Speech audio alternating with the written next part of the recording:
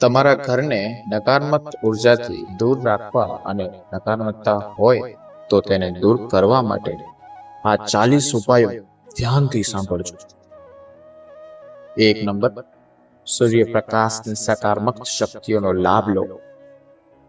ઓરડામાં કુદરતી પ્રકાશ આવવા દેવા માટે પડદા ખોલો. તમારા ઘરમાંથી ઝેરી પદાર્થોને સાફ કરવા અને નકારાત્મક ઉર્જા દૂર કરવાની સૌથી સરળ રીતોમાંથી એક છે ખાલી બારીઓ ખોલવી. ગુસ્સો અને તણાવ ઘરમાં નકારાત્મક ઉર્જાના કેટલાક લક્ષણો છે.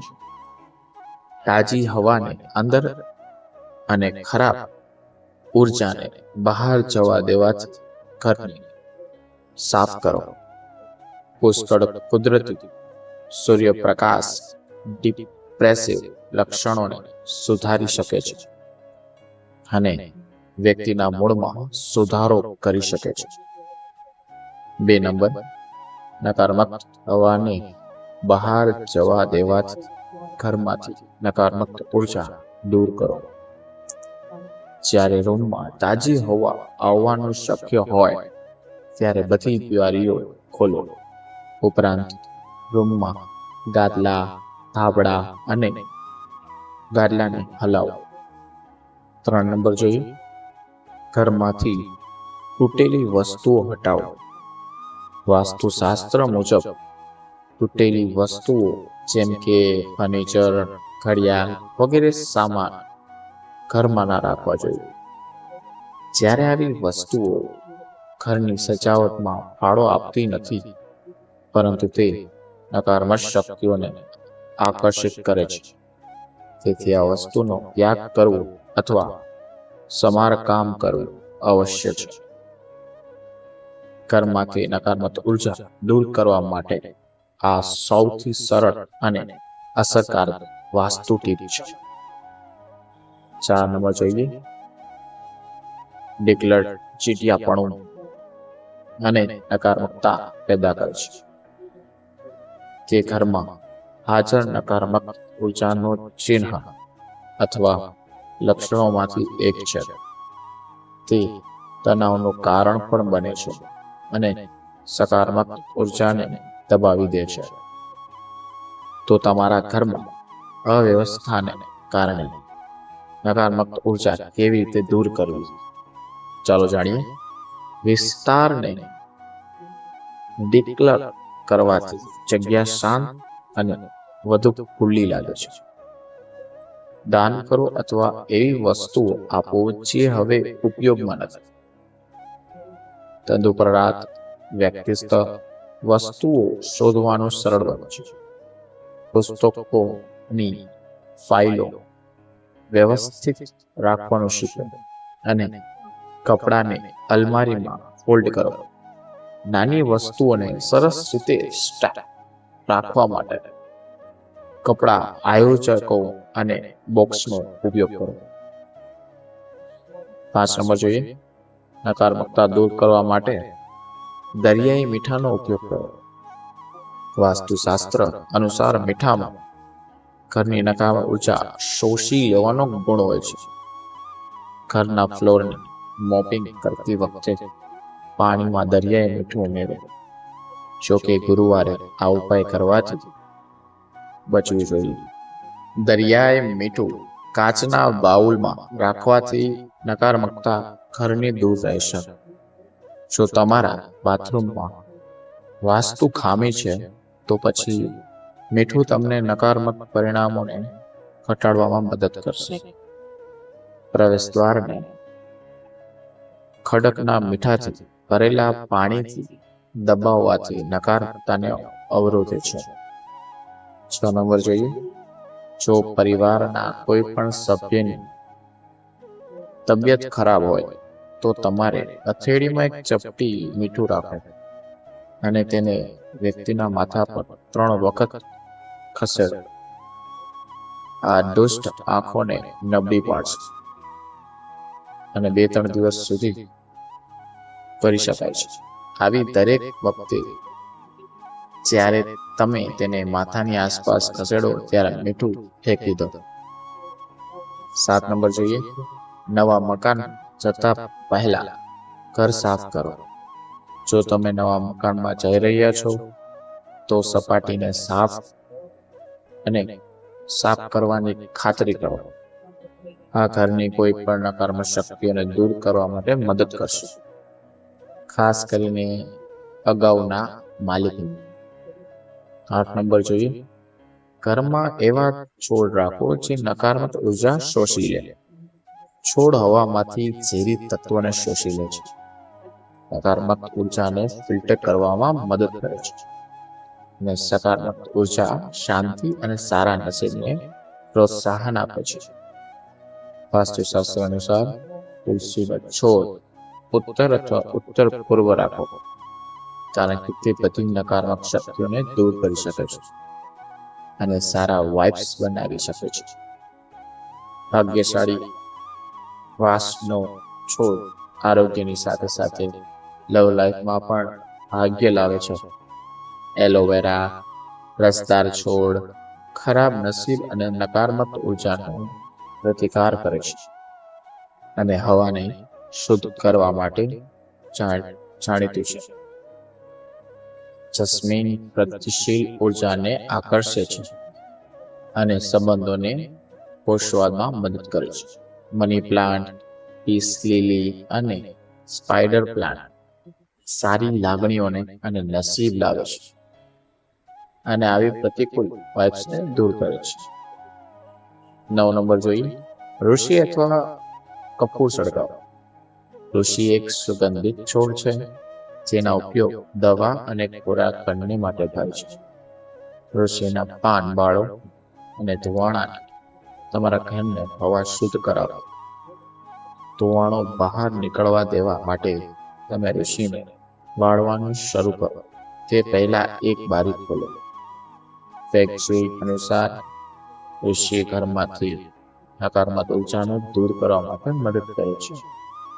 કપૂર લેમ્પ અથવા ડિફ્યુઝરનો ઉપયોગ કરો, કારણ કે તે નકારાત્મક શક્તિઓને સાફ કરવા માટે અસરકારક છે. ખાસ કરીને ઘરમાં સાંજના સમયે કપૂર પ્રગટાવી એ સકારાત્મક ઉર્જા વધારવાનો એક શ્રેષ્ઠ માર્ગ છે. ચંદન અને લવંડરમાં ખરાબ ઇન્ફેક્શન ડિએશન કરવા માટે અશુદ્ધ હીલિંગ શક્તિઓ છે.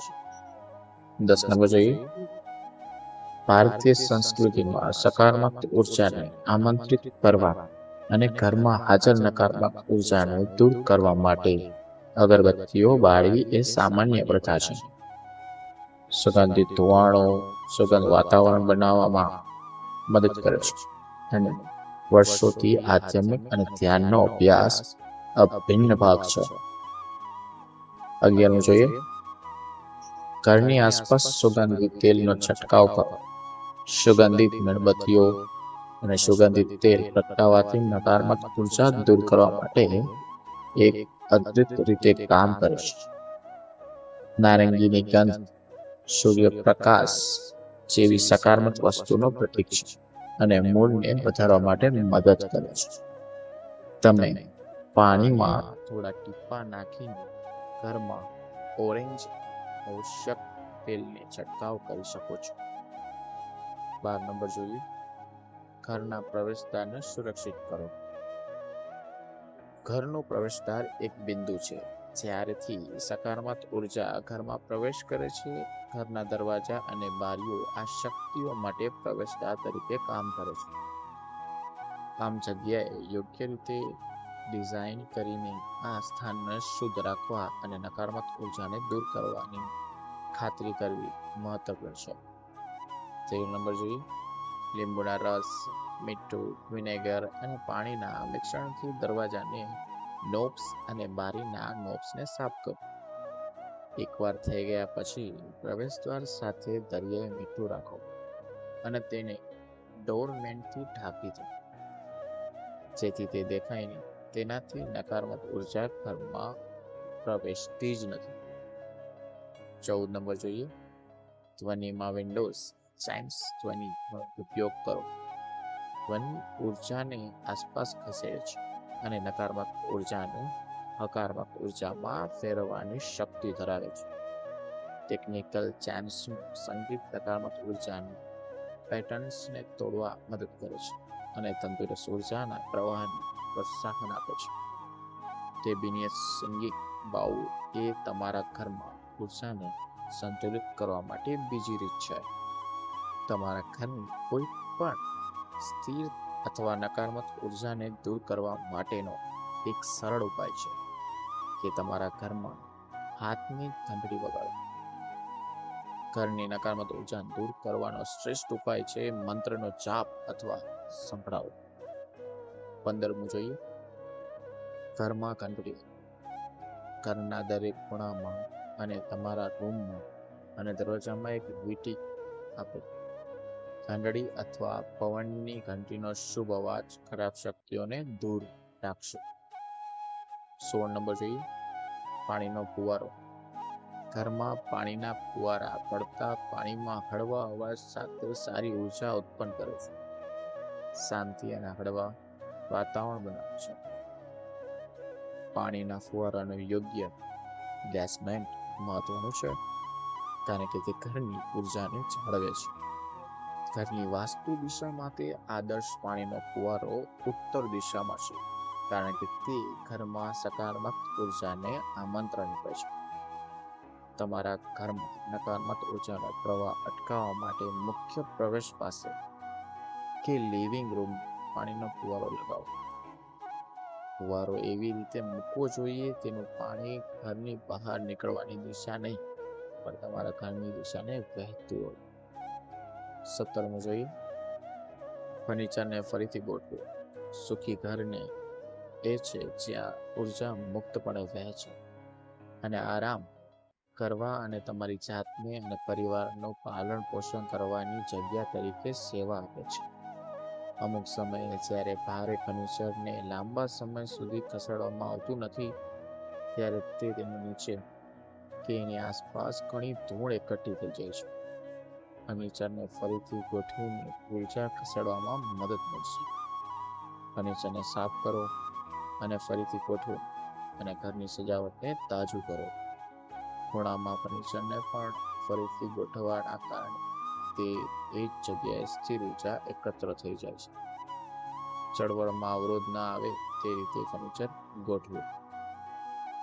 18મું જોઈએ, હીલિંગ સ્ટોફર.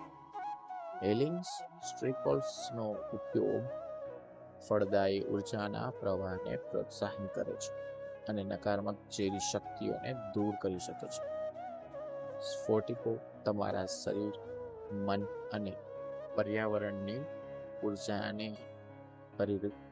પરિવર્તન કરી શકે છે. નકારાત્મક ઉર્જાને બચાવવા માટે બારીઓ અને દરવાજા પર થોડા ક્રિસ્ટલ લટકાવી દો અથવા તો તેને ખૂણામાં અને પ્રવેશદ્વારની નજીક મૂકો. તમારી જગ્યાએ ઉર્જા સાફ કરવા માટે શ્રેષ્ઠ સ્ફટિકોમાં એક બ્લોક ટુર્માઇલાઇન છે. શુદ્ધિકરણ માટે અસર માટે તમે selenite crystal, rose flowers, jade stone અને એમોથિસ્ટનો ઉપયોગ કરી શકો છો. બ્લોક ટુર્માઇન નકારાત્મક ઉર્જાને દૂર કરવા માટે અને દૂર કરવા માટે બહુ મદદ કરે છે. તમારા ડેકોરના ભાગરૂપે ક્રિસ્ટલનો સર્જનાત્મક ઉપયોગ કરો અથવા શક્તિશાળી હીલિંગ ગુણધર્મો માટે બાઉલમાં છૂટક પથ્થરો રાખો. 19મું જોઈએ, આરિસાનો ઉપયોગ કરો. આરિસાઓ જો યોગ્ય રીતે ઉપયોગમાં લેવામાં આવે તો નકારાત્મક ઉર્જાને શોષીને વિસ્તારની હકારાત્મક ઉર્જાને બમણી કરી શકે છે. આગળની દિવાલ પર બહિર્મુખ અરીસો મૂકવાથી બહારની તરફ મુખ કરવાથી નકારાત્મક ઉર્જા દૂર થઈ શકે છે. બે આરીસો ક્યારેય એકબીજાના વિરુદ્ધ ન રાખો કારણ કે તે નકારાત્મક ઉર્જાને પેદા કરી શકે છે. બેડરૂમમાં ખાતરી કરો કે સૂતી વખતે કોઈ વ્યક્તિ આરીસાનો પ્રતિબિંબ ના થાય.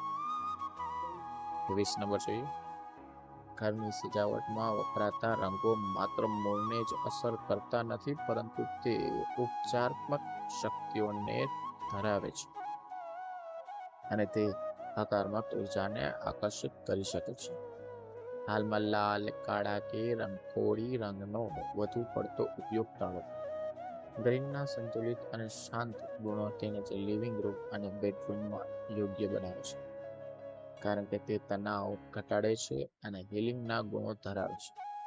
ગુલાબી રંગ તમારા વાતાવરણમાં મજબૂત સકારાત્મક ઉર્જા લાવે છે. આરામદાયક વાતાવરણ માટે ઘરે રંગેલું ઊનું કાપડ, ક્રીમ, સફેદ અને ઓછો વાદળી રંગનો ઉપયોગ કરો. વાદળી, કાળો અથવા રાખોડી જેવા ઘેરા રંગમાં છતને રંગવાનો ટાળો, કારણ કે તે નકારાત્મક લાવી શકે છે. 21 જોઈએ, રૂમને પીળા રંગ કરો. પીળો ઉમેરવાથી ખરાબ ઉર્જા બેઅસર થઈ શકે છે. પીળા જેવા ગરમ શેડ્સ મૂડને ઉત્તેજિત કરે છે, જીવનમાં વાતાવરણ બનાવે છે. તંદુરસ્ત આવા રંગો રૂપને વિશાળ બનાવે છે અને તમારા ઘરની સજાવટમાં કલર કોન્ટ્રાસ્ટ ઉમેરવા માટે મદદ કરે છે.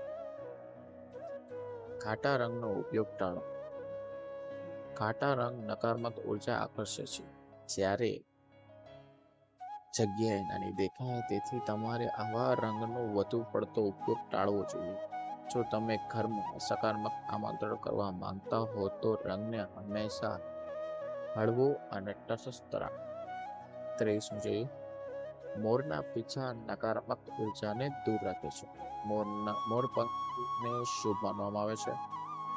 એવું માનવામાં આવે છે કે મોરના પીંછા નકારાત્મક ઉર્જાને શોષી લે છે.